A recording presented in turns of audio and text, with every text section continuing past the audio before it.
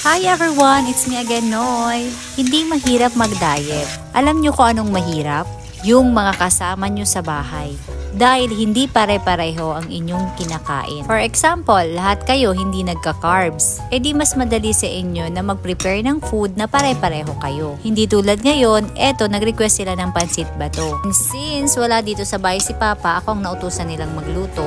Eh, paano na lang kung marupok ako? Baka 2 platito ang naubos ko ng pansit bato na to. Dahil amoy pa lang, amoy restaurant na. Charot lang, sesame oil lang yan. Yan ang sikreto para maging amoy restaurant ang inyong pansit.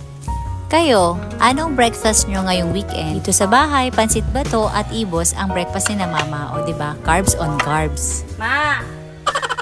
Nagkaon ka na? Eh, dito ka na sinabay. Sa dito, sa niluto ko. Ba't sabi mo ma, meeting ka? Jesus, patawara kita sa pinag-ikawan. Sabi mo ma, meeting ka? Sabi ka na ba na? Nakataon mo punaan. Oh, maray, may pamawan. Tapos ako dahil pwede ka puro carbs. Puro carbs! Ayos naman. Yung mga barya, na madaming laro natin. Kumain ka na. Mari, nakaw na muna ka mo duwa. Jingke.